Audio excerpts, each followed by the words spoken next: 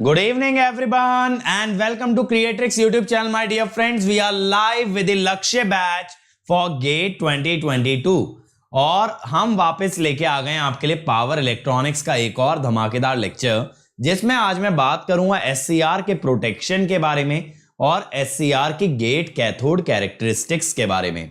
तो बच्चों रेडी हो जाओ एक और जानदार शानदार जबरदस्त लेक्चर के लिए। मजा आने वाला है, काफी डिटेल में आप सीखने वाले हो। अब तक इतना तो जान ही गए होगे बेटा मेरे लेक्चर्स से कि जो भी टॉपिक हम डील करेंगे that is going to be in too much detail, complete detail में होगा, एकदम जड़ से पढ़ते हैं हर चीज को।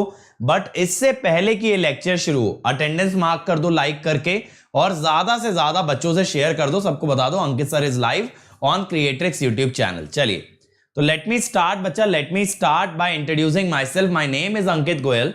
I got AIR1 twice in GATE in 2014 and 2018. I was awarded President of India Gold Medal in the year 2013 when I graduated from IIT Indore.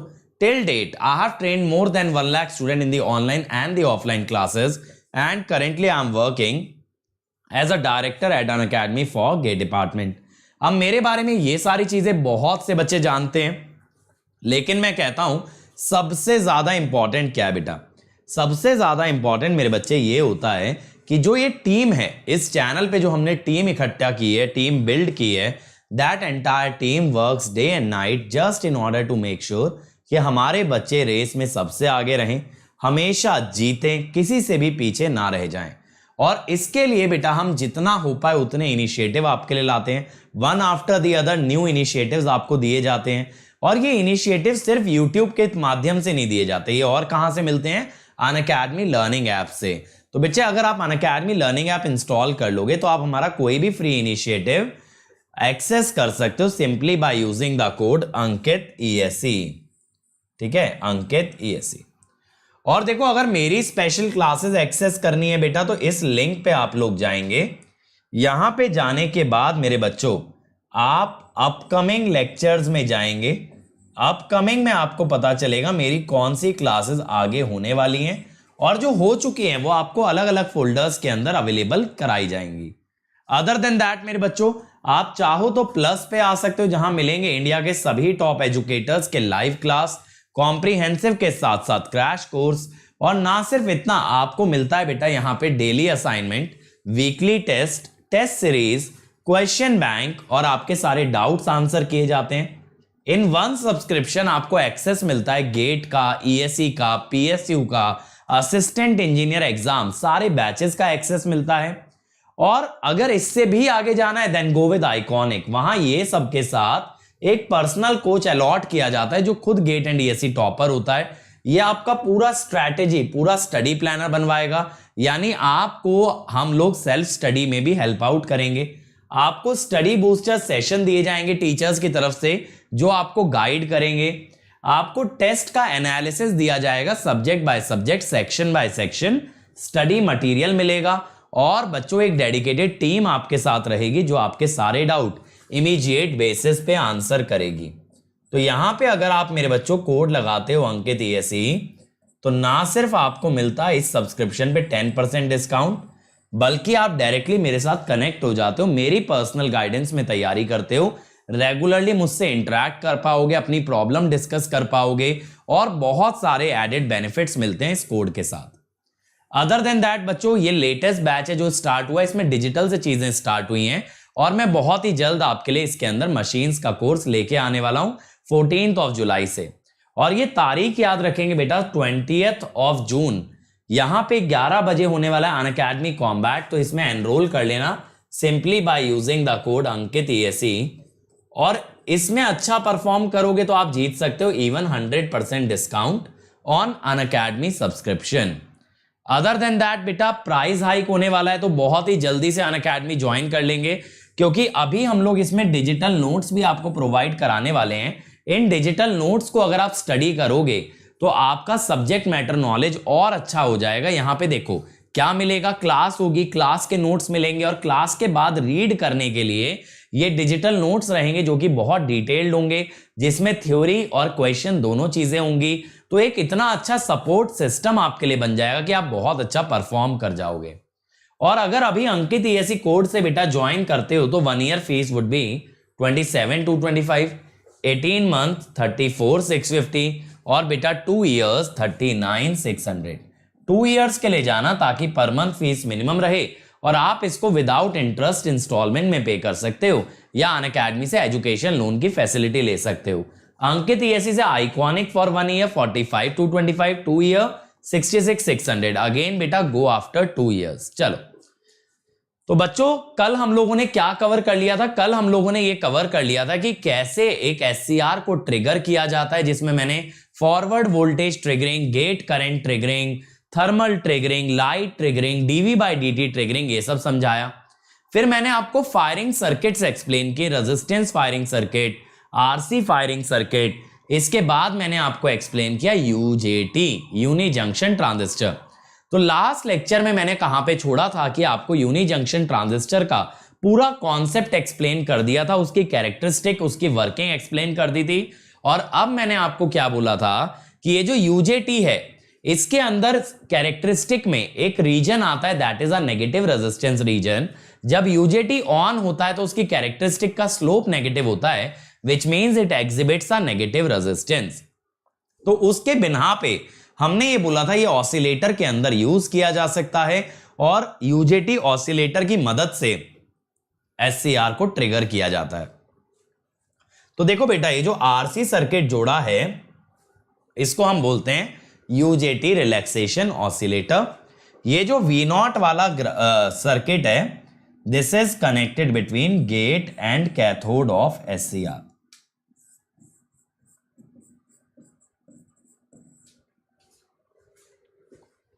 ठीक है, तो ये गेट और कैथोड के बीच में जाके कनेक्ट हो जाएगा। बात समझ में आ रही है यहां तक? अब मेरे बच्चों ध्यान से देखो यहां पे क्या होता है। यहां पे क्या होता है,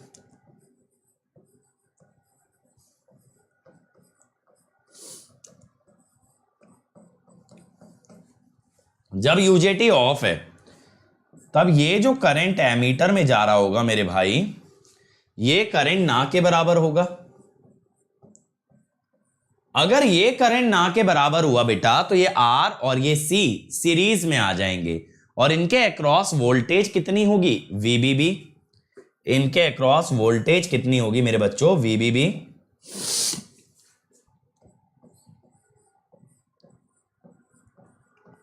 RC series circuit is formed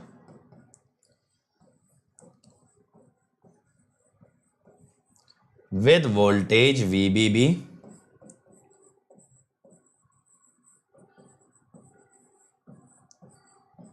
ठीक है।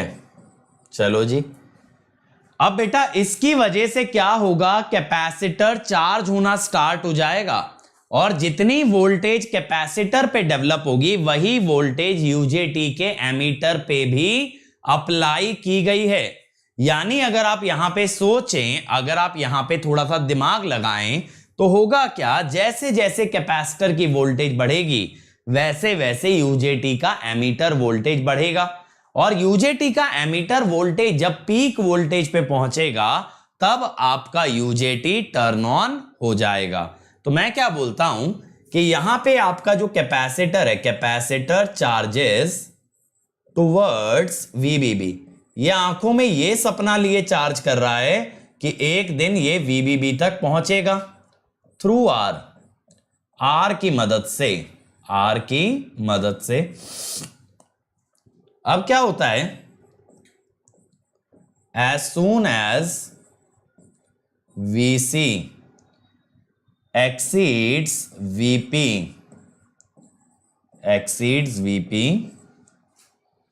UJT turns on।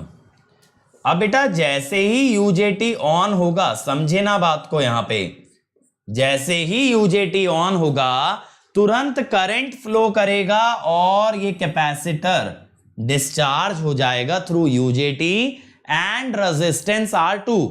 ठीक है, capacitor discharges through UJT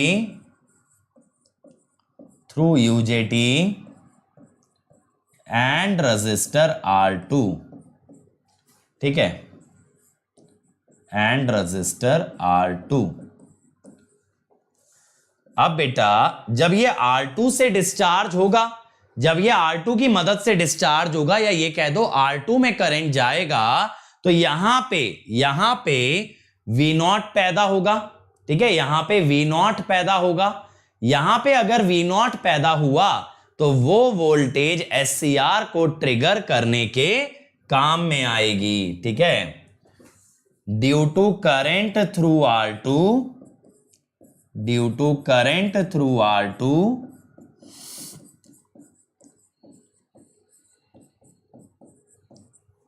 V0 is developed, which triggers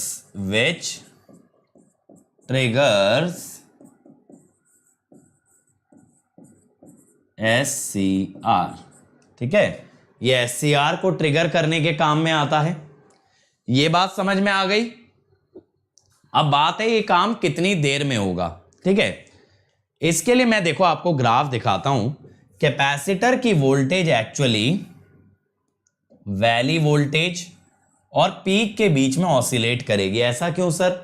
क्योंकि बेटा पीक पहुंचेगी तो यूजेटी ऑन हो जाएगा यहां पे, और जैसे ही वैली को टच करेगी यूजेटी ऑफ हो जाएगा, फिर से कैपेसिटर चार्ज होने लगेगा। तो actually capacitor voltage will oscillate between valley voltage and the peak voltage. समझ गए? तो हम क्या बोलते हैं, VC oscillates between peak and valley voltage. Reason clear हो गया ना? क्योंकि पीक के ऊपर जाने की कोशिश करेगी तो यूजेटी ऑन हो जाएगा और कैपेसिटर हो जाएगा डिस्चार्ज, और वैली के नीचे जाने की कोशिश करेगी तो यूजेटी ऑफ हो जाएगा और कैपेसिटर की चार्जिंग वापस से स्टार्ट हो जानी है। ऐसा ही होगा। अब देखो मैं इस वाले टाइम की बात करता हूं, T टाइम की। मैं कहता हूं इनिशियल कैपेसिटर वोल्टेज कितना है, that is valley voltage. Capacitor charge कहां तक होना चाहता है, सपना है VBB तक पहुंचने का। अब देखो ये अलग बात है कि कैपेसिटर कभी भी पीक वोल्टेज के ऊपर नहीं जाएगा, लेकिन उसका एम, उसका लक्ष्य VBB तक जाना था, क्योंकि वहां पे सप्लाई VBB लगी हुई थी। तो वो चाहता तो सप्लाई तक जाना था, लेकिन रुक कहां जाएगा, पीक वोल्टेज पे। ठीक है, अब यहां पे समझो मेरे बच्चों, अगर मैं कैपेसिटर वोल्टेज की इक्वेशन लिखूं तो V infinity that is VBB, V0 VV minus VBB, ये होगा। अब मैं कहता हूं at T equal to T capacitor voltage is VP which is eta VBB। कल ये लिखवाया था ना, peak voltage plus diode voltage approximately eta VBB। ठीक है, अप्रोक्सीमेटली ईटा VBB। तो बेटा ईटा VBB, अगर यहां वैली वोल्टेज इग्नोर कर दो, सर क्यों इग्नोर कर रहे हो बेटा? थोड़ा सा एक्सप्रेशन सिंप्लीफाई करने के लिए, थोड़ा सा ना एक्सप्रेशन सिंप्लीफाई करना है, इग्नोरिंग वैली वोल्टेज। तो VBB कट गया,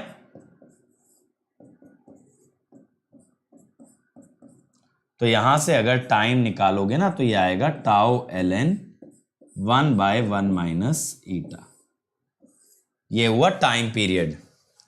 तो फ्रीक्वेंसी क्या हो गई, 1/टाउ, टाउ माने RC,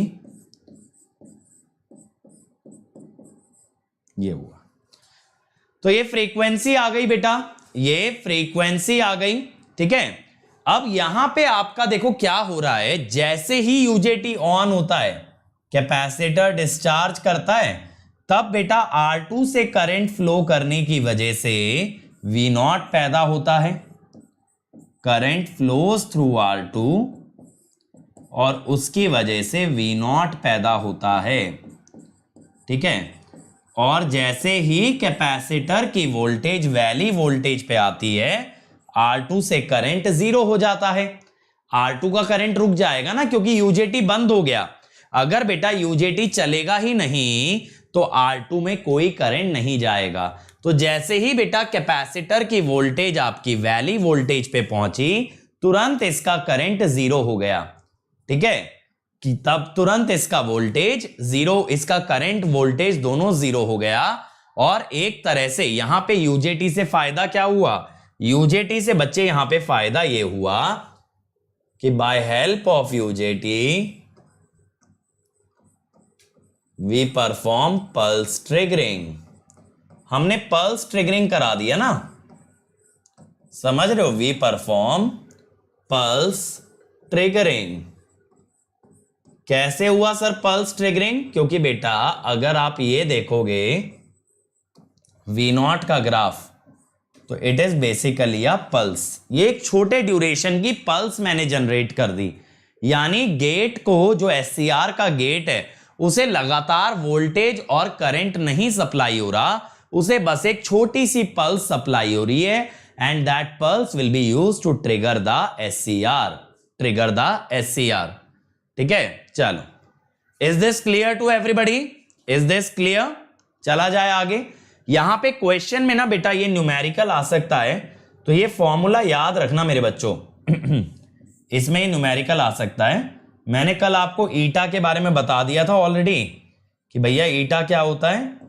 eta is nothing but your intrinsic stand off ratio which is RB1 by RB1 plus RB2।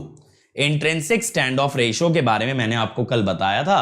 Eta, RC, ये पैरामीटर्स अगर आपको पता हैं, then you can basically find out the frequency at which this oscillator works. Oscillator की frequency आ जाएगी। ठीक है, चलो आगे बढ़ते हैं। अब आज का टॉपिक स्टार्ट करते हैं बेटा। आज हमारा टॉपिक कहां से शुरू होना है? SCR की प्रोटेक्शन स्कीम से। जैसे बेटा आप पावर सिस्टम के अंदर अलग अलग तरह की प्रोटेक्शन स्कीम यूज करते हो, ऐसे ही SCR को अलग अलग चीजों से बचाने के लिए there are various schemes that we use. जैसे सबसे पहला होता है DI/dt प्रोटेक्शन। अब ये DI/dt प्रोटेक्शन क्या है? देखो यार, SCR के अंदर जो एनोड करंट फ्लो कर रहा है, अगर वो एनोड करंट बहुत तेजी से बढ़ने लगे तो SCR को खतरा हो सकता है। सर तेज बढ़ने से क्या खतरा? ऐसी क्या बात हो गई कि अगर करंट तेज बढ़ेगा तो SCR को खतरा हो जाएगा? बेटा सबसे बड़ा खतरा तेज करंट बढ़ने से यह होता है कि करंट तो बहुत तेजी से इंक्रीज करता है, उतनी तेजी से अगर डिवाइस के अंदर चार्ज कैरियर फैले नहीं। समझना बात को, क्या होता है एक साथ जो है ना सारा करंट पूरी डिवाइस में यूनिफॉर्मली डिस्ट्रीब्यूट नहीं होता, करंट धीरे धीरे डिस्ट्रीब्यूट होता है। यानी ऐसा समझ लो जैसे एक बिल्डिंग का गेट है, वो गेट देखा है जैसे आप एग्जाम सेंटर पे जाते हो, सरकाने वाले गेट होते हैं लोहे के, ऐसे पूरा धीरे धीरे धीरे धीरे सरका के बड़ा सा गेट खोलते हैं। कॉलेजों में होते हैं, इंस्टीट्यूट्स में होते हैं ऐसे गेट। अब वो गेट खुलता तो धीरे धीरे है ना, तो जब बच्चे एंट्री लेना शुरू करेंगे पहले जरा सी जगह में से जाएंगे, जैसे जैसे गेट की ओपनिंग बढ़ती जाएगी ज्यादा बच्चे पास कर पाएंगे। सेम यहां पे करंट के साथ होता है। करंट आ तो गया, लेकिन अब करंट को फैलने में थोड़ा टाइम लगता है, डिवाइस कंडक्टिंग बनने में थोड़ा टाइम लगता है। शुरू में थोड़े से एरिया में से करंट जाता है, फिर ज्यादा, फिर ज्यादा, फिर ज्यादा, फिर ज्यादा, ऐसे फैलता है। अगर बेटा करंट बहुत तेजी से बढ़ रहा है बट उतनी तेजी से फैल नहीं रहा, तो हाई करंट बहुत छोटे से एरिया में से फ्लो करेगा। अगर हाई करंट बहुत छोटे एरिया में से फ्लो करेगा, इन दैट केस छोटे एरिया के कारण रेजिस्टेंस हाई होगा।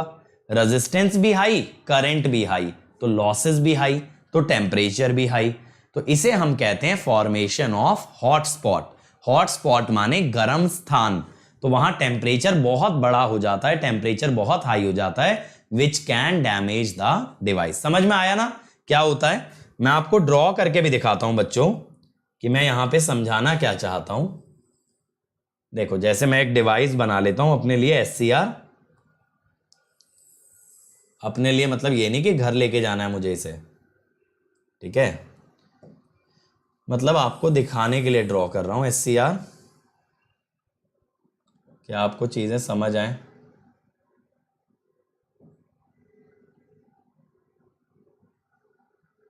ठीक है,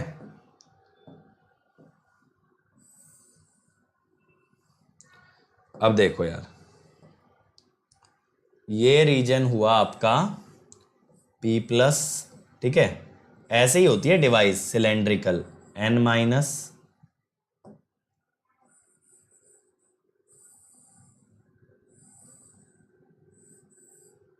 और थोड़ा बड़ा रीजन ले लो, N माइनस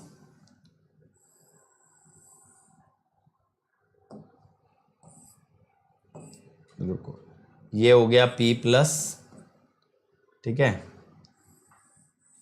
इसके अंदर छोटा सा रीजन हो गया ये N प्लस, ठीक है, not P plus, actually P। अब देखो बेटा मैंने क्या बोला, मैंने ये बोला कि अगर मेरे बच्चे करंट छोटे से एरिया में से फ्लो करे, मान लो करंट इतने से एरिया में से फ्लो कर रहा है, तो अगर पूरे में से करंट फ्लो नहीं कर पा रहा, डिवाइस के कुछ ही हिस्से का यूटिलाइज कर पाता है, इन दैट केस बड़ी मुसीबत हो जाने वाली है हमारे लिए, क्योंकि क्या होगा, यहां पे ये हमारा कंडक्टिंग एरिया हो गया, ये क्या हो गया, conducting area,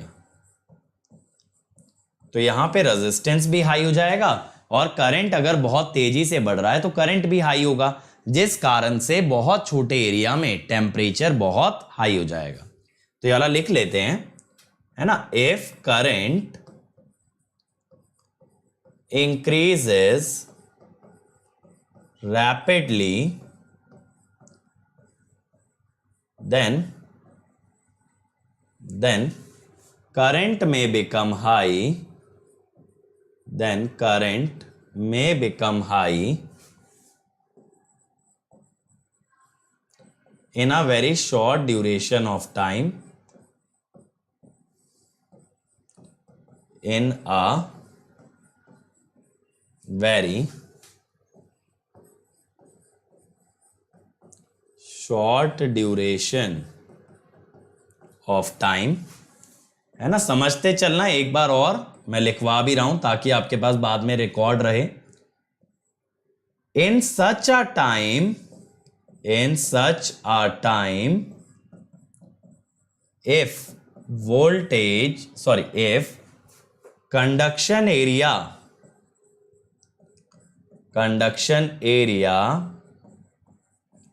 does not increase rapidly, then high current flows through small area, ठीक है, और इससे क्या होगा, इससे होगा ये कि temperature of such small area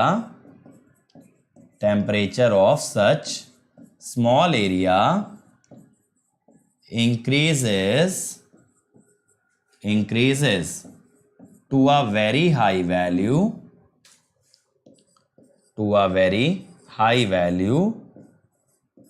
leading to formation of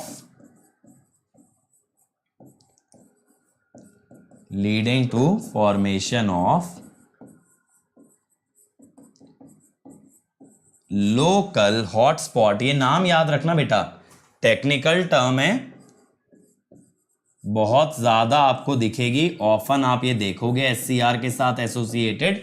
local hotspot का मतलब होता है ऐसे स्पॉट्स जिनका टेम्परेचर हाई हो लेकिन बहुत छोटी छोटी जगह लोकलाइज्ड है। लोकलाइज होने का क्या मतलब है, चारों तरफ फैले हुए नहीं है, छोटी छोटी जगह में एकत्रित हैं। जैसे ये बहुत छोटा सा एरिया है जिसका टेम्परेचर बहुत हाई होगा, it will be called as a local hotspot. ठीक है, कंडक्शन एरिया डज नॉट, हाँ सही बोले, डज नॉट, थैंक यू। ठीक है, does not increase rapidly, then high current flows through a small area. ठीक है, D I by D T protection increases spread time, नहीं मेरे बच्चे, स्प्रेड टाइम हाई है इसीलिए D I by D T खतरनाक है। ठीक है, समझ गए, बात समझ में आया? ठीक है, D I by D T protection कैसे करना है इस पे तो अभी मैं आया ही नहीं। मैंने ये बताया D I by D T device के लिए खतरनाक क्यों हो सकता है, करंट का बहुत तेजी से बढ़ना क्यों हमारी डिवाइस के लिए हानिकारक हो सकता है, अभी तक बस मैंने ये बताया। अब ये समझेंगे इस हानि से बच कैसे सकते हैं। तो देखो बेटा, सबसे इजीएस्ट तरीका है एक इंडक्टर लगा दिया जाए एससीआर के सीरीज में, तो क्या होगा, inductor opposes change of current, inductor opposes change of current and hence reduces di by dt to a safe value। सीधी सी बात है, D I by D T को कम करेगा। ठीक है, D I by D T को कम करेगा यानी कि ये अपोज करेगा, करंट का रैपिड चेंज अपोज करेगा। सिंपलेस्ट तरीका तो ये है।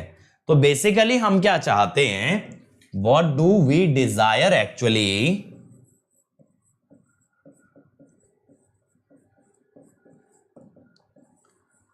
Is that D I by D T must be less than D I by D T rating. ठीक है, D I by D T जो है ना, D I by D T rating से कम होना चाहिए, that is what we want. ठीक है, वो कम कर देगा एससीआर के साथ एक इंडक्टर। अब दूसरा क्या है, दूसरा है बेटा कंडक्शन एरिया बढ़ाया जाए, इंक्रीजिंग कंडक्शन एरिया। अब कंडक्शन एरिया बनता कैसे है, क्वेश्चन सबसे पहले माइंड के अंदर ये आना चाहिए। ठीक है, तो कंडक्शन एरिया बनता कैसे है, ये चीज सबसे पहले माइंड के अंदर आपके लिए आनी चाहिए। बेटा इसको कह सकते हो स्नबर सर्किट, बट स्नबर सर्किट सी वाला होता है, बट एल को भी बहुत बार स्नबर सर्किट बोल दिया जाता है, बट अगर सिर्फ स्नबर लिखा हो तो कैपेसिटर वाला होता है। अब ध्यान से सुनो, मैं यहां पे क्या बता रहा हूं, कंडक्शन एरिया बनता कैसे है। कंडक्टिंग बेटा वो एरिया हो जाता है जहां गेट से एंटर होने वाले चार्जेस एंटर कर जाते हैं। एक चीज समझना, गेट से आपने चार्जेस डाले, गेट से जब बेटा आपने चार्जेस डाले तो ये चार्जेस क्या करेंगे, it will lead to conductivity modulation. तो जहां जहां ये चार्जेस पहुंचेंगे वहां वहां कंडक्टिविटी हाई होती जाएगी, वहां का रेजिस्टेंस कम होगा, तो करंट ज्यादातर उस एरिया में से फ्लो करेगा जहां कंडक्टिविटी ज्यादा है या ये कह दो रेजिस्टेंस कम है। तो अगर गेट के चार्जेस बहुत छोटे एरिया में कंसंट्रेटेड हैं तो वहां कंडक्शन एरिया छोटा ही होगा, और गेट के चार्जेस अगर चारों तरफ फैलते हैं तो कंडक्शन एरिया ज्यादा होगा। अब ये करने के दो तरीके हैं, तो चार्जेस ही ज्यादा भेजो, गेट के चार्जेस ज्यादा भेजो, या तो डिवाइस ऐसी कंस्ट्रक्ट करो जहां गेट के चार्जेस चारों तरफ फैल पाए रेदर देन छोटे से एरिया में कंसंट्रेटेड रह जाएं। ठीक है, तो मैं ये वाला पॉइंट आपको लिखवाता हूं। सबसे पहले क्या होता है, when we apply gate current, then charges from gate terminal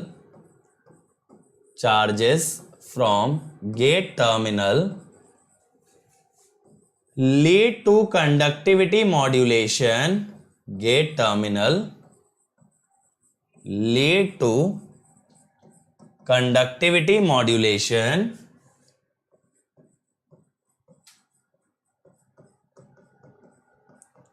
ठीक है।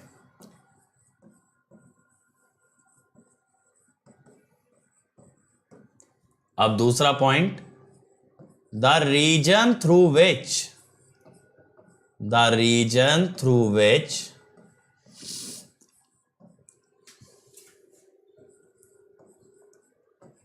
गेट चार्जेस पास या gate charges flow has higher conductivity and lower resistance, so we call such area as conducting area. We call such area as conducting area. ठीक है, इसको conducting area बोला। अब बेटा यहां पे अगर हमें कंडक्टिंग एरिया बढ़ाना है, ठीक है, तो हम क्या बोलते हैं, to increase conduction area, to increase conduction area क्या होगा, charges from get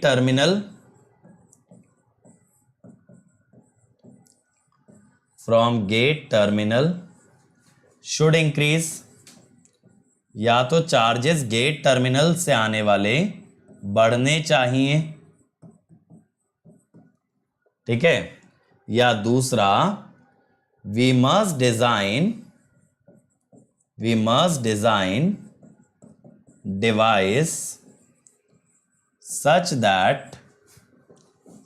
that gate charges spread through larger area, gate charges spread through larger area, ठीक है ना।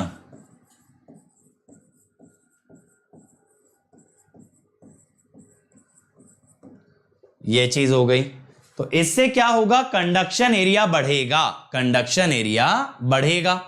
अब डिवाइस के स्ट्रक्चर में क्या चेंज करें, देखो अब यहां पे बेटा इसको हम कहते हैं साइड गेटेड SCR, समझना सर, साइड गेटेड SCR क्या चीज है, देखो साइड गेटेड SCR ऐसी डिवाइस है जिसमें गेट एक साइड पे है, दूसरा होता है सेंटर गेटेड SCR। अब आप अगर सेंटर गेटेड SCR को देखोगे ना मेरे भाई, तो सेंटर गेटेड SCR में क्या किया हुआ है कि गेट सेंटर में है और यहां दोनों तरफ कैथोड बनाया गया है, लेफ्ट और राइट में। तो यहां से बेटा जब चार्जेस एंट्री लेंगे साइड गेटेड में, तो वो कुछ ही हिस्से में एंटर कर पाएंगे, छोटे छोटे हिस्से में फ्लो करेंगे और बहुत छोटा सा कंडक्शन एरिया आएगा। ये कंडक्शन एरिया है। यहां सेंटर से जब चार्जेस जाएंगे तो देखो दोनों तरफ स्प्रेड करेंगे, समझ रहे हो, दोनों तरफ फैलेंगे बेटा, तो ज्यादा एरिया कंडक्टिंग हो जाएगा। ये शेडेड रीजन दिखा रखा है, समझ में आया, ज्यादा एरिया कंडक्टिंग हो गया। तो हम यहां पे क्या कह सकते हैं, ये जो हमने सेकंड पॉइंट लिखा है, दैट सेंटर गेटेड SCR, समझ में आया, centre gated SCR has more conduction area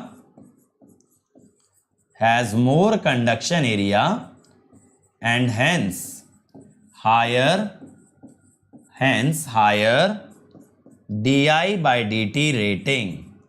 ये DI by dt रेटिंग कैसे बढ़ गई, DI by dt रेटिंग का मतलब है कितना DI by dt झेल सकता है, ठीक है, कितना DI by dt ये बर्दाश्त कर सकता है, कितना rate of change of current ये अलाउ कर सकता है। अब जिसके अंदर बेटा ज्यादा कंडक्टिंग एरिया है उसे कम खतरा है हाई करंट से, समझो, जिसके अंदर एरिया ज्यादा है वहां करंट छोटे छोटे एरिया में कंसंट्रेटेड नहीं है, तो वहां डिवाइस को रिस्क कम है, वहां ज्यादा DI by dt आएगा तो भी चलेगा, कोई समस्या नहीं है, समझ रहे हो मेरी बात। लेकिन जिस डिवाइस में एरिया बहुत छोटा है वहां अगर हाई करंट घुसेड़ोगे, छोटे से एरिया में से, छोटी सी गली में से बड़ा व्हीकल निकालने की कोशिश करोगे तो एक्सीडेंट तो पक्का है। इसी तरह से छोटे से एरिया में से ज्यादा करंट जब भेजने की कोशिश करोगे तो डिवाइस को खतरा ही खतरा है, समझ गए।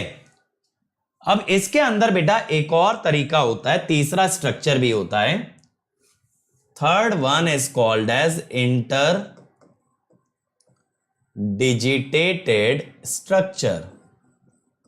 सर ये कैसा स्ट्रक्चर है? देखो बताता हूं, ये कैसा स्ट्रक्चर होता है। देखो यहां पे अभी आपने गेट सेंटर में लेके कैथोड को दो भाग में बांटा था, राइट? अगर मैं ऐसा कर दूं मेरे बच्चे कि मैं गेट और कैथोड को मल्टीपल पार्ट्स में डिवाइड कर दूं, तब क्या होगा?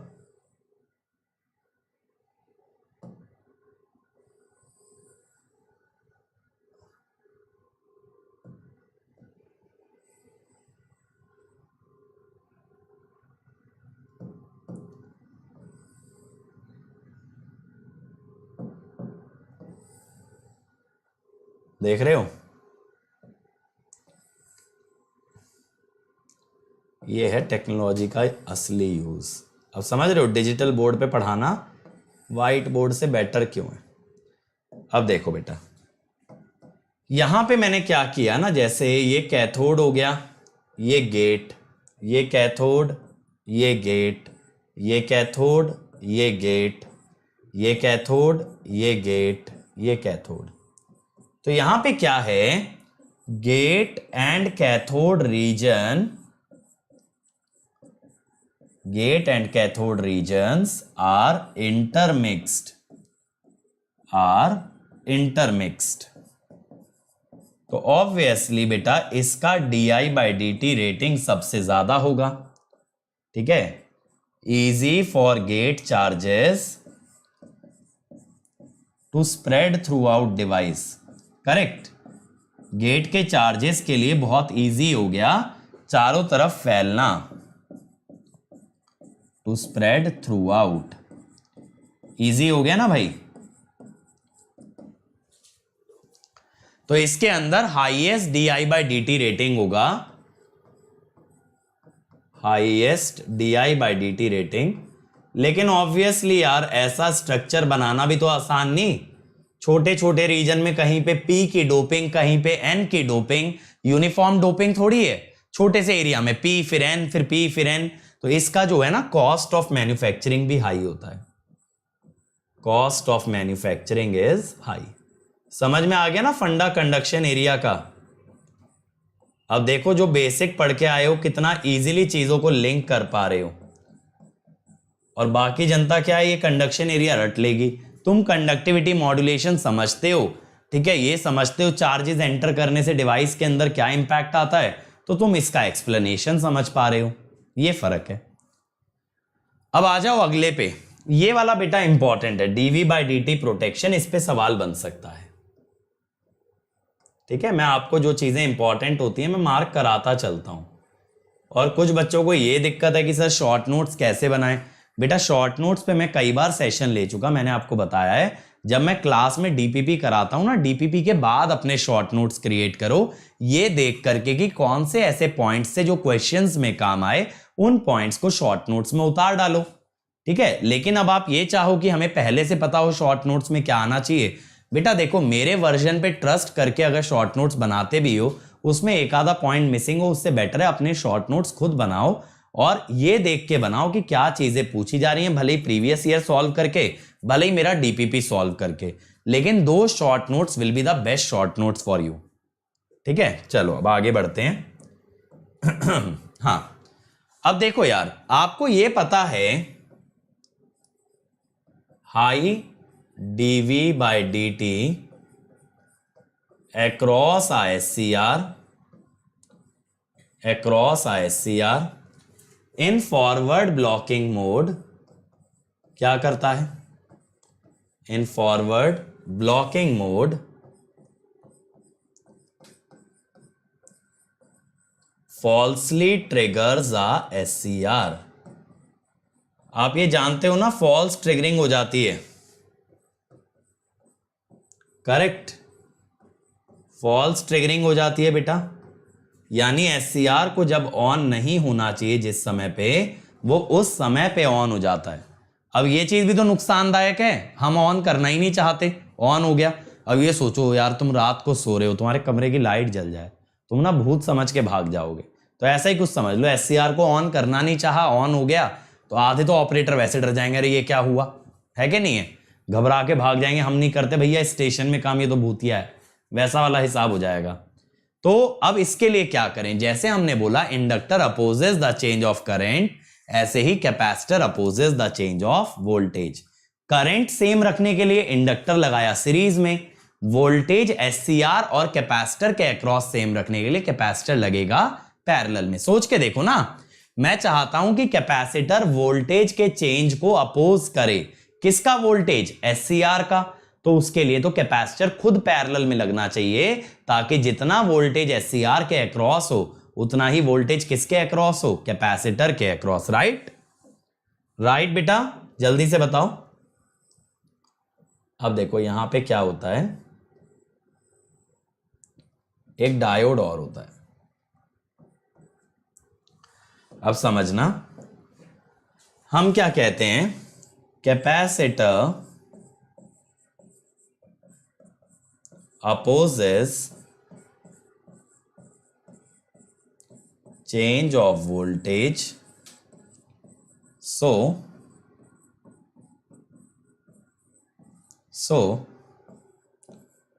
it is connected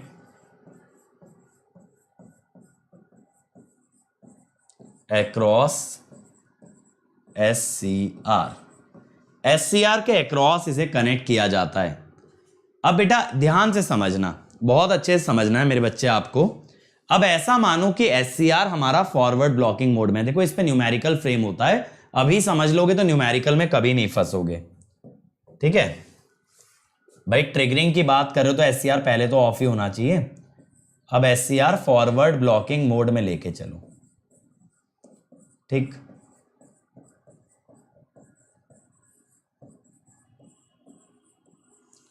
तो ये फॉरवर्ड ब्लॉकिंग मोड में जंक्शन कैपेसिटर की तरह शो किया जाएगा, सीजे की तरह दिखाओगे ना, कैपेसिटर की तरह। आपको मैंने बताया भी था कि जब भी कोई रिवर्स बायस जंक्शन होता है या एक डायोड होता है, it is represented as a capacitor. अब बेटा क्या होगा, ठीक है, due to positive terminal of Vs, diode on हो जाएगा। बताओ मुझे, आपका डायोड ऑन हो जाएगा। यहां पे Vs का पॉजिटिव टर्मिनल जुड़ने से डायोड हो गया ऑन। अगर बेटा ये डायोड ऑन हो गया तो ये जो स्नबर कैपेसिटर है, देखो ये स्नबर रजिस्टर, ये स्नबर कैपेसिटर, ये जो सर्किट है ना आपका बेटा, ये जो सर्किट है आपका, ये कहलाता है स्नबर सर्किट। क्या कहलाता है ये, स्नबर सर्किट। ठीक है, तो बेटा ये जो स्नबर का कैपेसिटर है और ये जो एससीआर खुद भी एक कैपेसिटर की तरह बिहेव कर रहा है, पैरेलल आ गए, पैरेलल आ गए। मैं कहता हूं डायोड ऑन हो जाने से CS and CJ in parallel,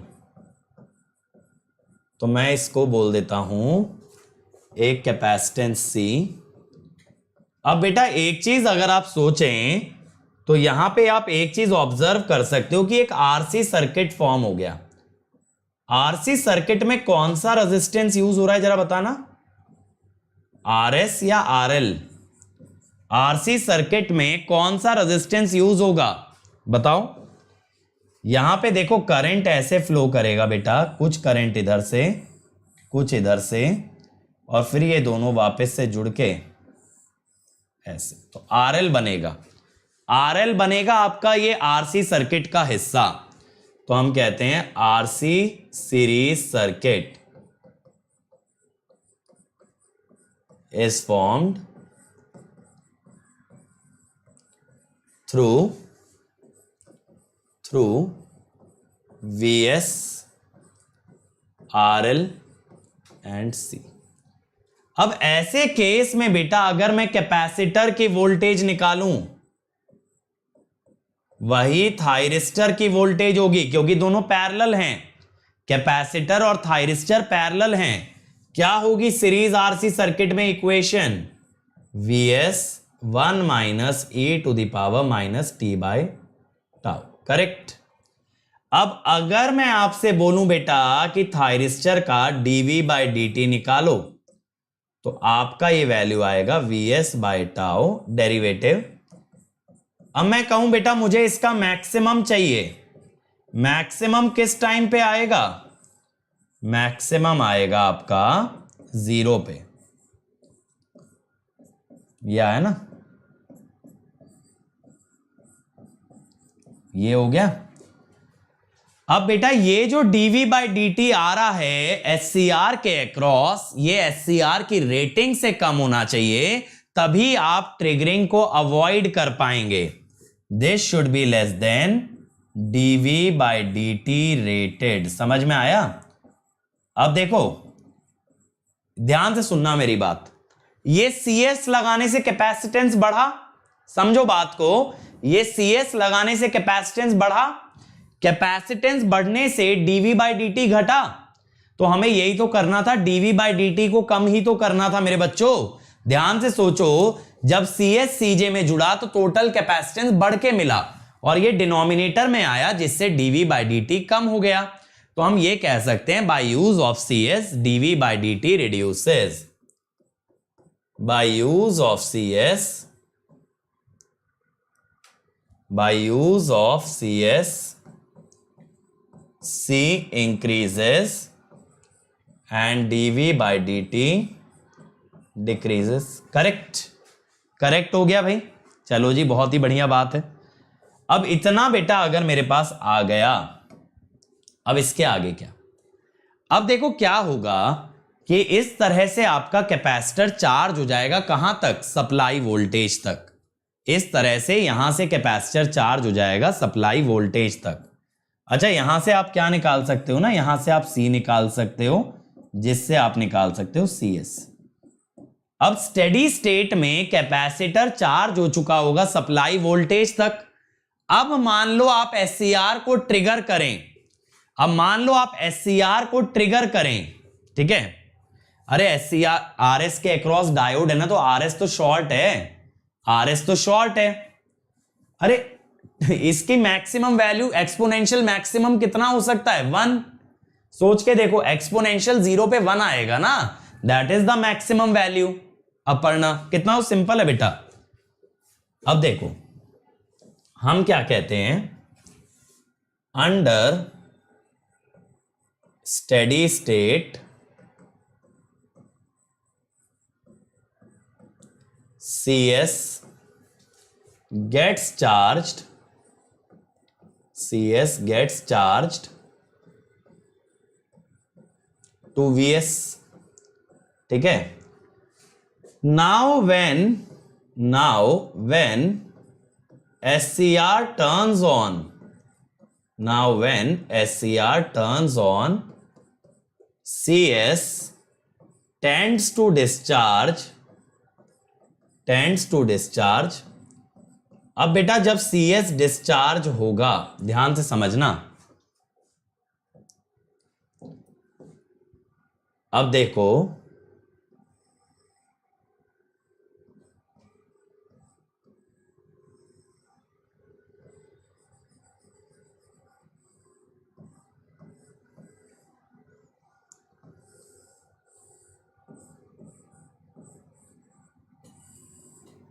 अब देखो ये SCR ऑन हो चुका है। SCR जब ऑन हो गया है, आपने SCR को ट्रिगर कर दिया ना, अब ये कैपेसिटर डिस्चार्ज कैसे होगा? ये कैपेसिटर डिस्चार्ज ऐसे होगा। अब भाई ये डिस्चार्जिंग करंट डायोड तो अलाउ नहीं कर सकता, ये डायोड तो अलाउ नहीं कर सकता, डायोड ऑफ हो जाएगा। इस वजह से ये डिस्चार्जिंग करंट कहां से होके गुजरेगा? ये होके गुजरेगा ऐसे, ठीक है? अब देखो इस कारणवश क्या होगा कि यहां से बेटा कुछ ना कुछ करंट लोड में भी जा रहा है और इधर से डिस्चार्जिंग करंट भी आ रहा है, तो यहां से जो करंट आएगा वो डिस्चार्जिंग प्लस लोड आएगा। समझ रहे हो? ये ऊपर I डिस्चार्जिंग जा रहा है लेफ्ट में, राइट में जा रहा है IL। तो बेटा यहां से करंट कितना जा रहा है? I discharging plus IL। Sanjay बेटा थोड़ा सब्र करोगे तो समझ आएगा। I discharging plus IL. Now I discharging should not be very high, should not be very high, वरना SCR को खतरा है, वरना SCR को खतरा है, else SCR can get damaged. इसीलिए बेटा क्या करना होता है हमको, हम आई डिस्चार्जिंग मैक्सिमम की बात करते हैं. कितना हो सकता है मैक्सिमम डिस्चार्जिंग करंट? ये होगा VS बाय RS.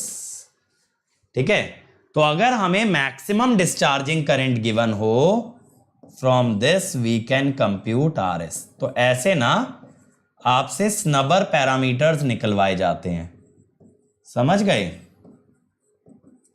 तो RS का काम क्या है? RS limits the value of discharging current.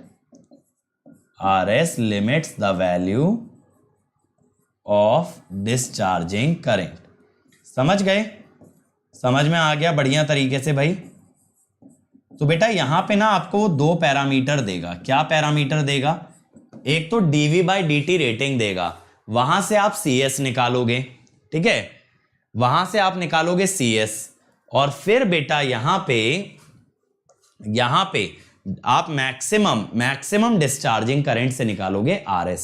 ठीक है, पहले क्या निकालोगे? dV by dt रेटिंग से. देखो dV by dt रेटिंग से CS आएगा, और फिर डिस्चार्जिंग करंट जो देगा उसकी रेटिंग से क्या आएगा? RS आएगा. बेटा देखो लोड में जो करंट जा रहा है वो तो लोड में जा रहा है, स्काई बेंडर, उसका तो मैं कुछ कर नहीं सकता. मैं लेकिन कह रहा हूं डिस्चार्जिंग करंट ज्यादा ना हो, वरना SCR डैमेज हो जाएगा. लोड का करंट थोड़ी कम करेंगे, लोड तो लगाया इस हिसाब से होगा कि SCR उसे झेल ले. समझ रहे हो? अब मान लो मेरे घर में इलेक्ट्रिसिटी आनी है, अब तुमसे बिजली ऑफिस वाले कॉल करके बोलें कि जी हमारे पास ना ज्यादा रेटिंग का SCR नहीं है, आप ना 2-4 दिन AC मत चलाओ. ऐसा करोगे क्या? नहीं ना. तो जो आपका लोड है आप तो उतना करंट ड्रॉ करोगे ही करोगे, उस अकॉर्डिंगली डिवाइसेस या सिस्टम कंस्ट्रक्ट किया जाएगा. समझ गए? तो SCR लिया ही ऐसा जाएगा which can handle this load current. अब हमें क्या करना होगा? हमें ऐसा करना होगा कि डिस्चार्जिंग करंट लिमिटेड रहे. Gary, I will try to resume it next week or the week after. Okay, before end of June we will start, don't worry. चलो अब बेटा इसके बाद आता है over voltage protection. Over voltage protection, हाँ, तो मैं कब मना कर रहा हूं? SCR से टोटल करंट मैंने लिखा तो है बेटा कि I डिस्चार्जिंग प्लस IL है, बट मैं कह रहा हूं लोड करंट को मैं नहीं कंट्रोल कर रहा हूं. मैं बस ये कह रहा हूं डिस्चार्जिंग करंट कम रखो, वरना ये टोटल करंट बहुत हाई हो जाएगा.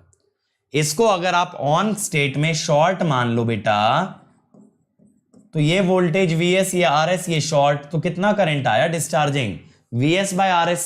बस VS बाय RS ही तो आया. समझ रहे हो? चल नहीं समझ रहे तो सोचना जाके, बहुत इजी चीज है, बेमतलब की चीज में फंस रहे हो.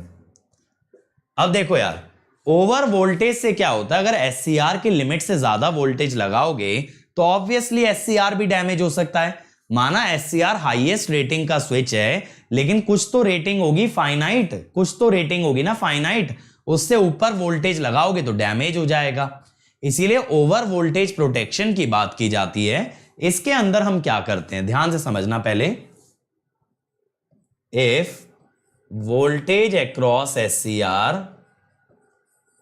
If voltage across SCR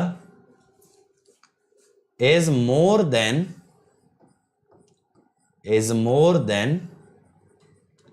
rated voltage, is more than rated voltage, then SCR may get damaged.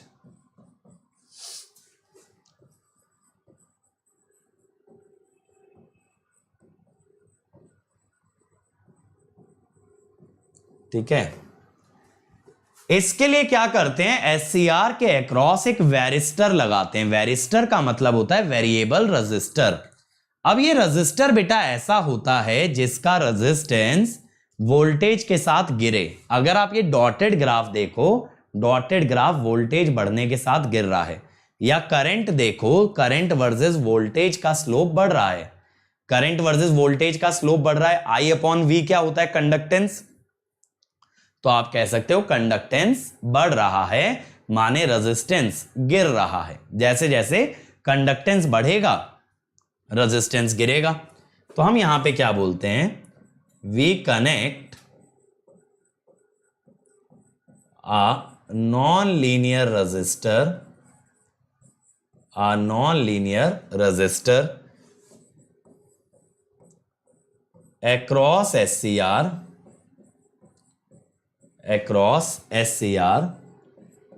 whose IV curve is such that resistance falls at higher voltage.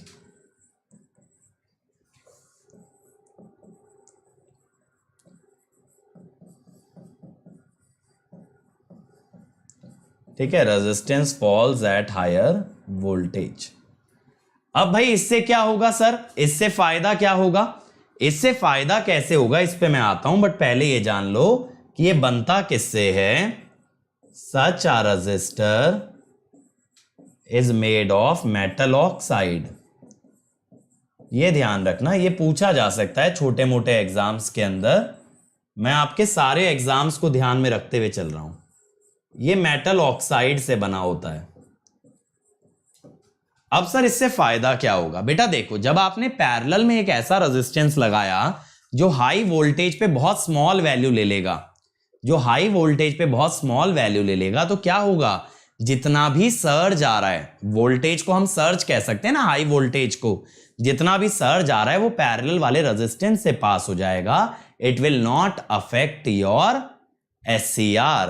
ठीक है, तो हम क्या बोल रहे हैं कि as resistance is low at high voltage, then high voltage surge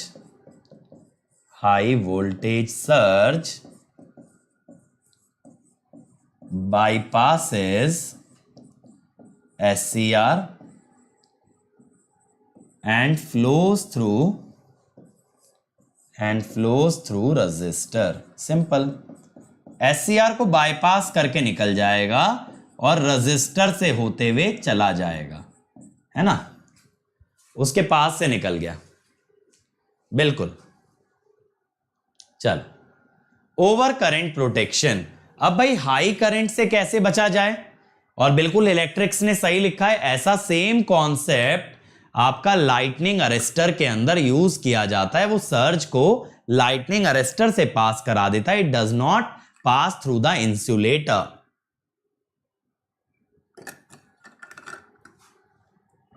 ठीक है, चलो, ओवर करंट प्रोटेक्शन। अब सर ये ओवर करंट प्रोटेक्शन क्या है? अगेन बेटा SCR की एक करंट रेटिंग है। अगर इससे ज्यादा करंट पास करेगा SCR से तो it can get damaged. SCR तो डैमेज होगा ही होगा मेरे बच्चों, लेकिन उससे ज्यादा खतरनाक है अगर ये हाई करंट किसी और डिवाइस से गुजरा, लाइक BJT, डायोड, मॉसफेट, इनमें से किसी से अगर गुजरा, then it is more dangerous. तो हम क्या कहते हैं? High current can thermally damage a device, can thermally damage a device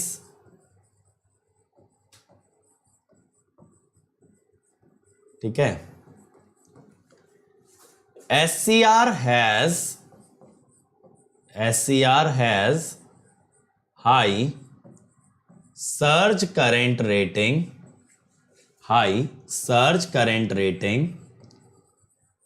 which means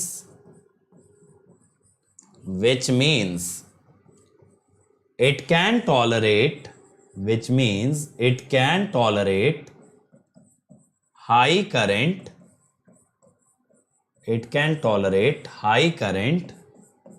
but for short duration। लेकिन ये ध्यान रखना फॉर शॉर्ट ड्यूरेशन, ठीक है। सर्ज करंट कभी भी जो है ना लंबा टिक गया तो डिवाइस को उड़ा देगा। तो बेटा देखो, एचसीआर की सुरक्षा करने के लिए आपने क्या लगाया, सर्किट ब्रेकर या फिर फ्यूज, ठीक है। सर्किट ब्रेकर या फ्यूज लगा सकते हो एचसीआर को हाई करंट से बचाने के लिए। लेकिन बाकी की डिवाइसेस का क्या, समझना बात को। देखो, जब आपके मान लो ये कोई पावर कन्वर्टर है, मान लो ये क्या है, कोई पावर कन्वर्टर है आपका, ठीक है। अब बेटा यहां पे अगर हाई करंट आ गया तो बड़ा खतरा है। अब आपने हाई करंट के लिए एक फ्यूज तो लगा दिया मेरे बच्चों, यहां पे सर हमने एक फ्यूज लगा दिया, बहुत ही बढ़िया किया। लेकिन खतरा अभी टला नहीं।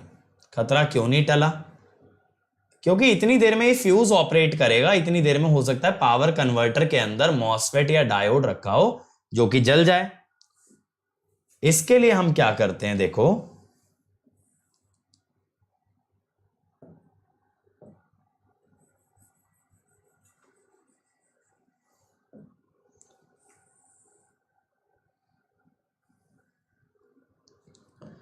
इसके लिए ना यहां पे एक एचसीआर कनेक्ट करते हैं।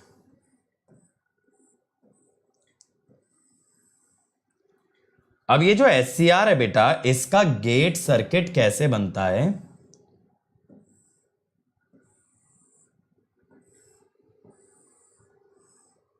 गेट यहां से कनेक्ट होता है, दिस इज फायरिंग सर्किट, ये एक रजिस्टर है। अब इस थायरिस्टर को हम कहते हैं क्रोबार थायरिस्टर या क्रोबार एचसीआर। ये क्रोबार क्या होता है बेटा, क्रोबार प्रोटेक्शन का मतलब ये होता है कि जब कभी हाई करंट आए और हम सप्लाई को ही शॉर्ट सर्किट कर दें, या ये कह दो हाई करंट को पूरी तरह से बाईपास कर दें, इस तरह की प्रोटेक्शन को कहा जाता है क्रोबार प्रोटेक्शन। मैं क्या बोल रहा हूं, in event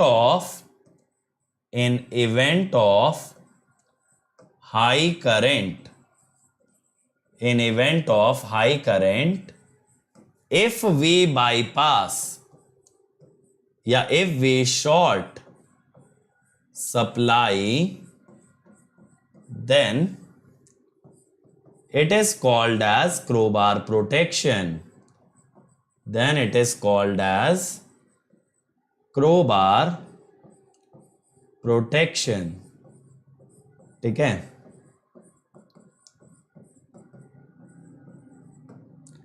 अब दूसरी चीज समझना, नाउ व्हेन ये करंट मान लो I, when I is high, firing circuit senses high voltage across are.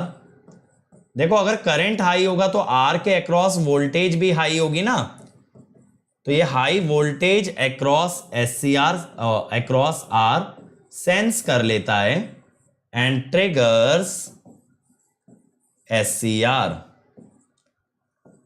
तो SCR gets shorted, SCR gets shorted and thus protects all other devices inside power converter,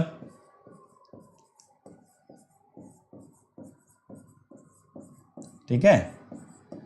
power converter के अंदर की सारी devices को बचा लेता है।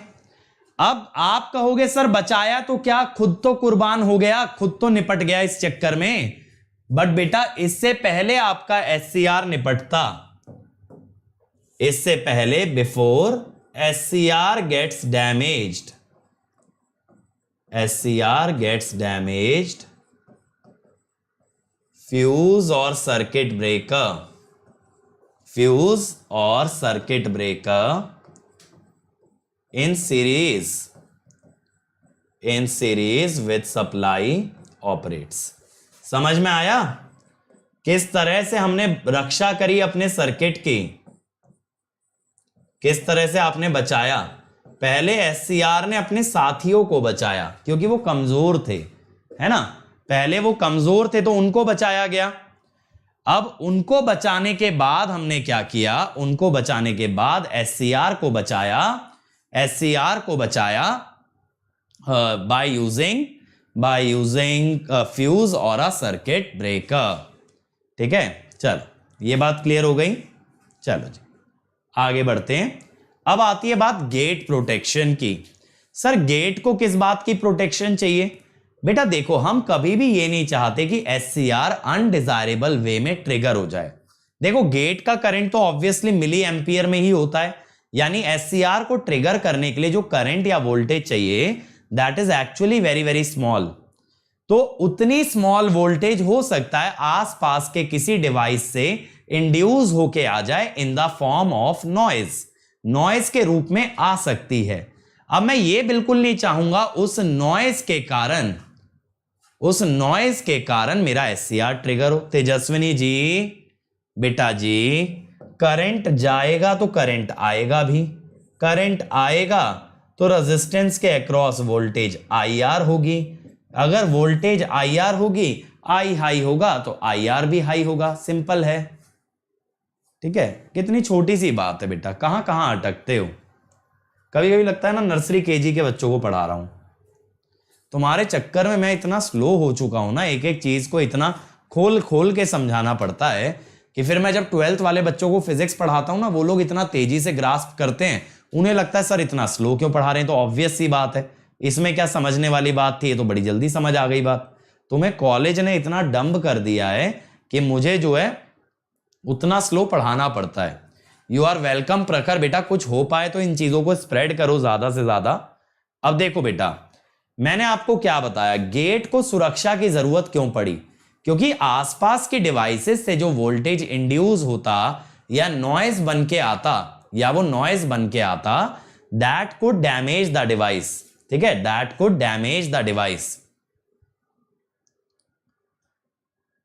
तो इसका डैमेज कह रहा हूं यार, तुम लोग ना कंफ्यूज करते रहते हो। अब बीच में ना चैट में मत लिखा करो, ठीक है, चैट में बीच में मत लिखा करो, सुना करो सुनने के टाइम पे। तो आसपास के डिवाइसेस से जो वोल्टेज इंड्यूस होगी that voltage can trigger the SCR. तो हम क्या बोलते हैं, voltage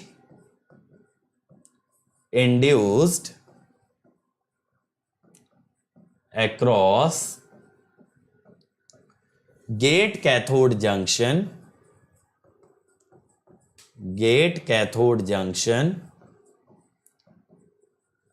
in the form of noise from nearby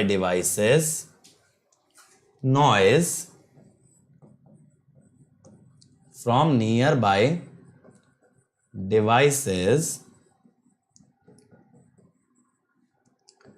can trigger SCR, ठीक है। अब इसको प्रोटेक्ट करने के लिए हमने क्या किया, इसको प्रोटेक्ट करने के लिए ना बेटा यहां पे हमने ये नॉइज के लिए फिल्टर लगा दिया। क्या लगा दिया सर जी, ये फिल्टर लगा दिया। ये जो है ना ये एक फिल्टर है, ठीक है। तो सबसे पहले तो ये चीज हो गई। हम क्या बोल रहे हैं, RC filter protects gate cathode junction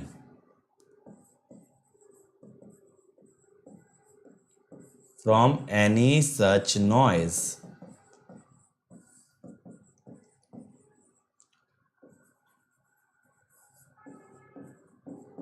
ठीक है। अब फिर क्या, अब दूसरी चीज जिससे हमें गेट को बचाना है, जिससे उसकी रक्षा करनी है, that is over current. That is over current. और तीसरी चीज ओवर वोल्टेज। ओवर करंट से रक्षा करने के लिए सीरीज में एक रेजिस्टेंस लगता है और ओवर वोल्टेज से रक्षा करने के लिए एक जीनर डायोड लगता है। ठीक है, to protect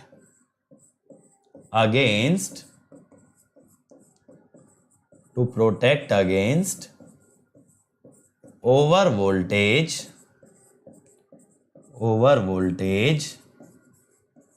we connect a Zener diode across gate cathode junction।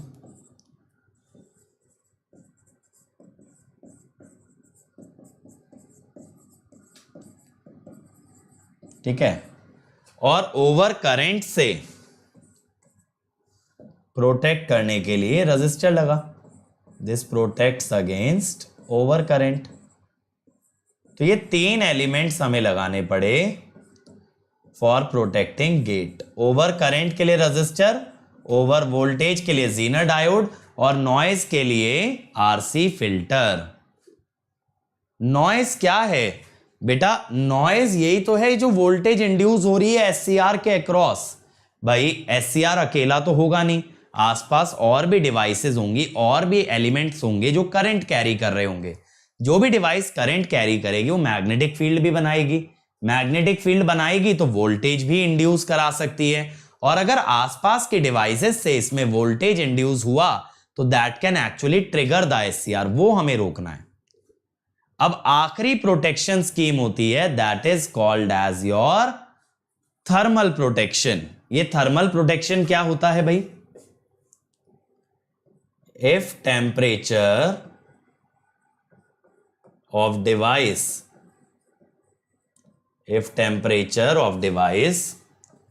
goes above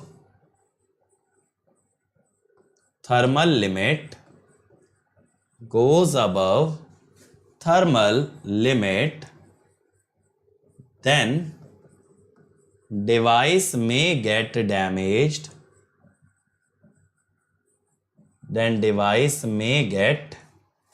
damaged,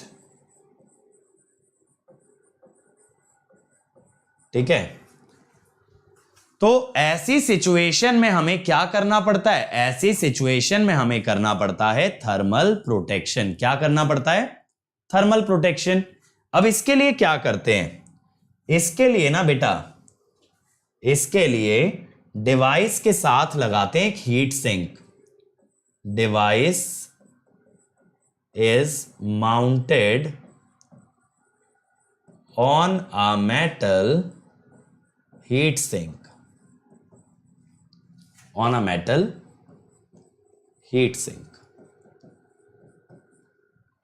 अब देखो क्या होता है, डायरेक्टली मेटल पे नहीं रख सकते थायरिस्टर को। पहले आप थायरिस्टर बनाओगे। देखो ये रहा थायरिस्टर, ये जो दिखा रखा है ये थायरिस्टर है हमारा।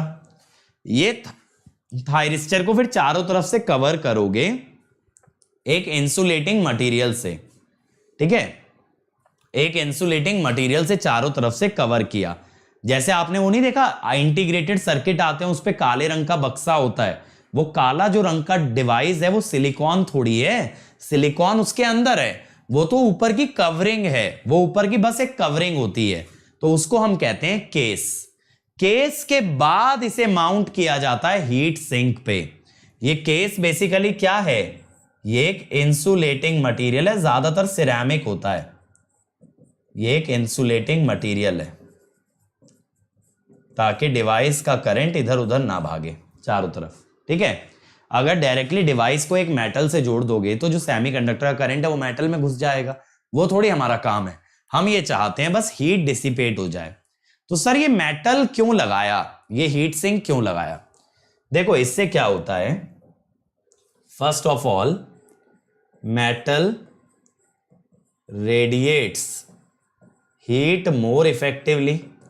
ये बात तो सब लोग अग्री करेंगे कि मेटल जो है ज्यादा इजीली हीट को एटमॉस्फेयर में छोड़ता है।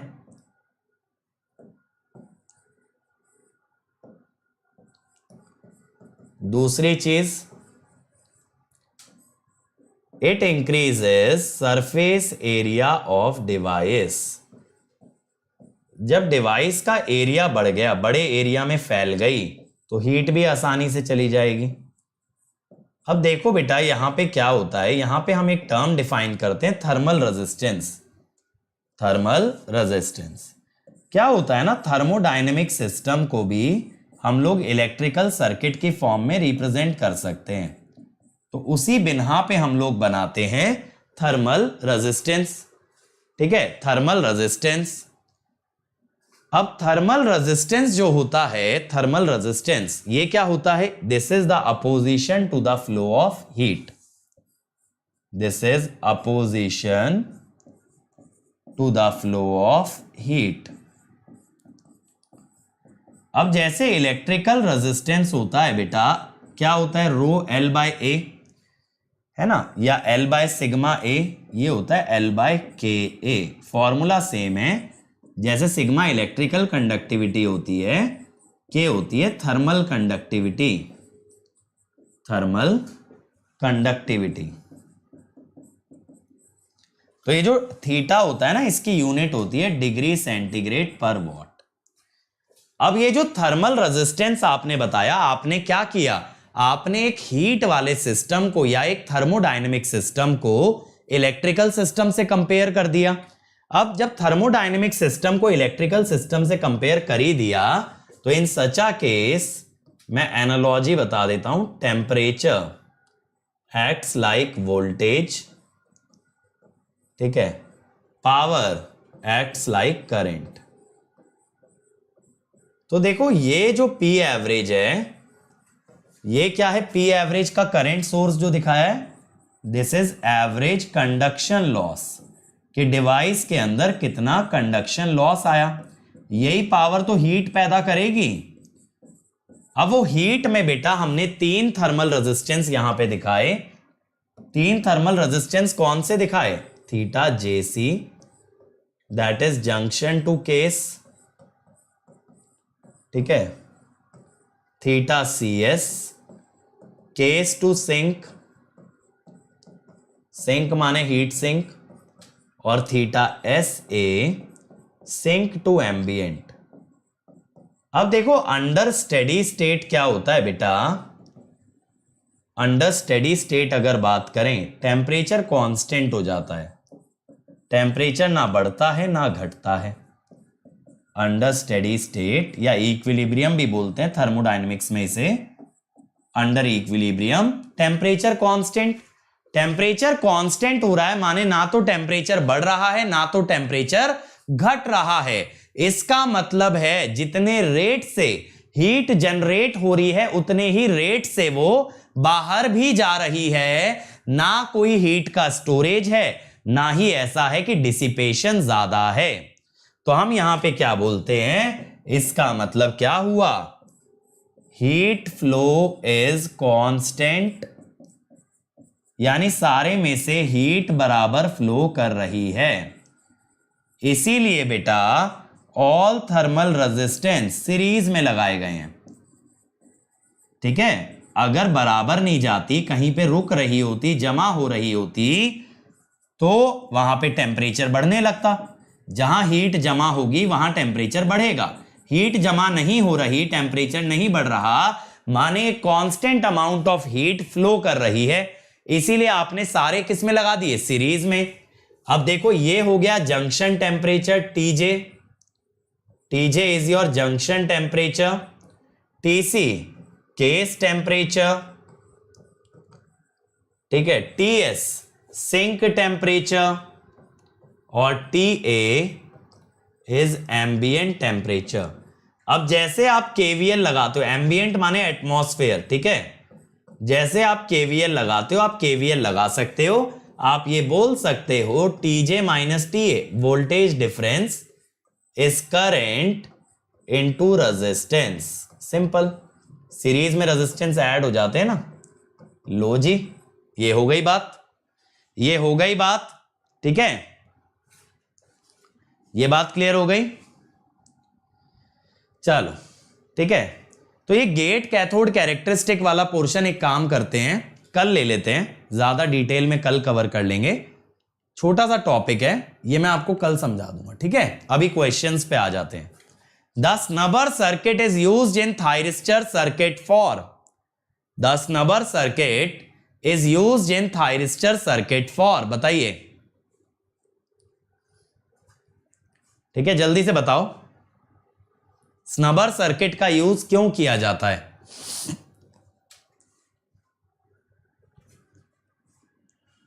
Yes, D, DV by D T protection. बेटा कहां अपोजिट वेरी कर रहे हैं एनोड करंट और एनोड वोल्टेज? अगला, the figure shows a thyristor controlling a power in load resistance, supply voltage is 240 volt, limit of di by dt is 50 ampere per microsecond. What is the minimum value of L used for protection when RS is 5 ohm? Minimum value of L कह रहा है, बताओ भाई। देखो ये वाला मैं कराता हूं, ये वाला तुम लोग कर नहीं पाओगे, ठीक है। यहां पे देखो क्या होता है, एट t इक्वल टू 0, सुनना कैसे करते हैं, कैपेसिटर इज अनचार्ज्ड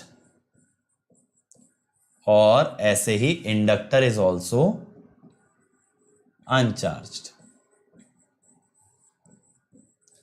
इस चक्कर में बेटा क्या होता है, Vc0 इज 0, IL0 इज 0। इसका मतलब कैपेसिटर हो जाता है शॉर्ट और इंडक्टर हो जाता है ओपन, ठीक है। अभी SCR ऑफ है, अभी SCR को आप ऑफ मानो। तो बेटा जब इंडक्टर ओपन हो गया तो इंडक्टर के अक्रॉस सारी की सारी सप्लाई वोल्टेज आ जाने वाली है। इंडक्टर के अक्रॉस कितनी वोल्टेज आ जाने वाली है?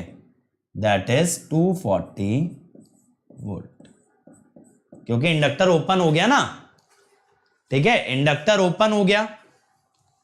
शिवम मैंने बताया था बेटा वहां पे क्या होता है, अगर आप मेरा पीछे का लेक्चर देखोगे जहां मैंने SCR में बताया है कैसे कैरेक्टरिस्टिक आती हैं, कैसे SCR ऑन होता है, वहां पे मैंने ये भी बताया वोल्टेज गिरता क्यों है, ये मैंने बताया है, पूरा कंडक्टिविटी मॉड्यूलेशन से समझाया है। अब मैं कहता हूं L di by D T is VL, तो L क्या होगा बेटा, VL दिया है 240 और di बाई डी टी दिया है 50। समझ में आया? तो answer will be D. Actually जो मैक्सिमम वैल्यूज आती है ना, ये हमेशा 0 पे आती हैं और 0 पे इनिशियली कैपेसिटर और इंडक्टर अनचार्ज होते हैं, तो कैपेसिटर को शॉर्ट कर देते हैं, इंडक्टर को ओपन। अगला, for a SCR dV by D T protection is achieved through, SCR में dV by D T protection कैसे लाते हो बताओ, जल्दी से बताओ। How do you achieve dV by D T protection in a SCR?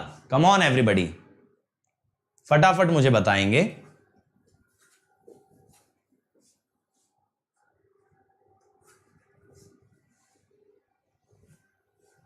That is RC across SCR, बहुत ही बढ़िया। अगला, for a SCR DI by D T protection is achieved through, ठीक है, DI बाई डी टी का protection कैसे करते हो एक SCR के अंदर भाई? Come on everyone, how do you achieve DI by D T protection in a SCR? बताइए, how do you achieve it? बोलो भाई, ये वाला तो इजी है, फटाफट आना चाहिए आंसर। अभी तक किसी ने भी फोर्थ का नहीं दिया, थर्ड का ही चल रहा है। Yes, C, inductor in series with SCR। B कौन दे रहा है भाई? RL थोड़ी लगाते हैं सीरीज में, इंडक्टर लगाते हैं। RL काहे लगाओगे? अब अगला देखो, the capacitance of a reverse bias junction of a thyristor is 20 picofarad, charging current 4 milli ampere, limiting value of dV by D T. ये मेरे ख्याल से कर लिया था क्या हमने? चलो बता दो फिर भी अगर कर भी लिया था, मुझे देखा देखा लग रहा है ये सवाल।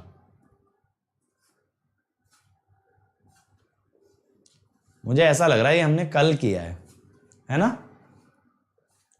आंसर इज सी, ये कल ही किया था शायद। IC is CJ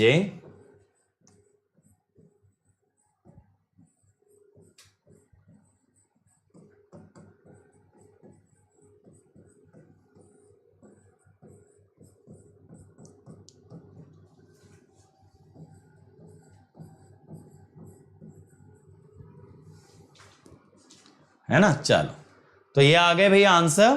तो कल बेटा मैं आपको गेट कैथोड कैरेक्टरिस्टिक भी बताऊंगा, रेटिंग पे भी बात करेंगे और SCR के कनेक्शंस के बारे में हम लोग डिस्कस करेंगे, ठीक है? तो ये सारी चीजें कल होंगी। और बच्चों थोड़ा सा आपको अटेंडेंस बढ़ाना पड़ेगा, अपना डिस्कशन 200 का था, आप इस तरीके से करोगे तो then I won't have the energy और the motivation to start with the rectifier part, ठीक है? चलो, और देखो मेरी सारी स्पेशल क्लासेस आपको यहां पे मिलेंगी bit.ly/अंकित ESE।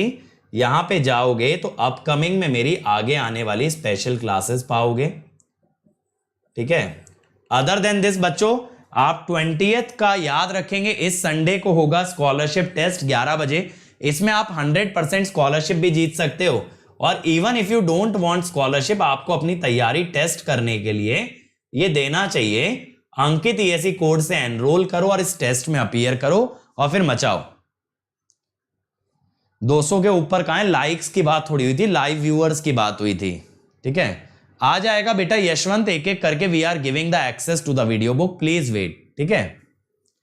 और देखो 9 जून से लेटेस्ट बैच हमारा स्टार्ट हुआ है और इस बैच में मैं जुलाई में लेके आ रहा हूं मशीन्स। 14 जुलाई से 31 अगस्त तक हम मशीन लेके आ रहे हैं। तो मशीन अगर मुझसे पढ़ना है तो अनअकैडमी ज्वाइन कर लो, ठीक है? और बेटा देखो यहां पे प्राइस हाइक होने वाला है अनअकैडमी सब्सक्रिप्शन का। यहां पे हम डिजिटल नोट्स ऐड कर रहे हैं, डिजिटल नोट्स ऐड करेंगे। डिजिटल नोट्स आप लेक्चर के बाद देख सकते हो और उनसे रीड करने के बाद आपके कॉन्सेप्ट की नॉलेज और डीपन हो जाएगी और आपको इसके अंदर क्वेश्चंस भी मिलेंगे प्रैक्टिस के लिए। तो इससे पहले प्राइस हाइक को जल्दी से ज्वाइन कर लो। नया सब्जेक्ट आ रहा है मशीन्स, नए नोट्स आ रहे हैं, ये सारी फैसिलिटी आपको मिल जाएंगी, ठीक है? अब इसके अंदर देखो अंकित ESE कोड के साथ अगर आप ज्वाइन करते हो, 1 year fees is 27,225, 18 months 34,650, 2 year 39,600। तो बेटा 2 इयर्स के लिए जाओ ताकि पर मंथ फीस मिनिमम रहे और आप चाहो तो इंस्टॉलमेंट में भी पे कर सकते हो। Iconic for 1 year 45,225, 2 year 66,600। Again बेटा गो फॉर 2 इयर्स, ठीक है? और ये मेरा अनअकैडमी प्रोफाइल है, मुझे फॉलो कर लेना, मुझे यहां पे मैसेज भी कर सकते हो। ये मेरा टेलीग्राम चैनल है जहां पे आपको सभी लेक्चर के नोट्स और नोटिफिकेशन आते हैं, ठीक है? So thank you everyone. अब हम लोग कल मिलेंगे सेम टाइम सेम प्लेस। और आज रात को जो लर्न इंजीनियरिंग का नया वीडियो आने वाला है देखना जरूर, बहुत मजेदार वीडियो है, बहुत प्रैक्टिकल इंफॉर्मेशन मिलेगा, ठीक है? तो see you all at 11 PM in the video on Learn Engineering, ठीक है? तो मिलेंगे बेटा रात को 11 बजे भी। बाकी हम लोग वैसे ये पावर इलेक्ट्रॉनिक्स का कोर्स कल कंटिन्यू करेंगे at the same time same place. Till then keep rocking, let's crack it.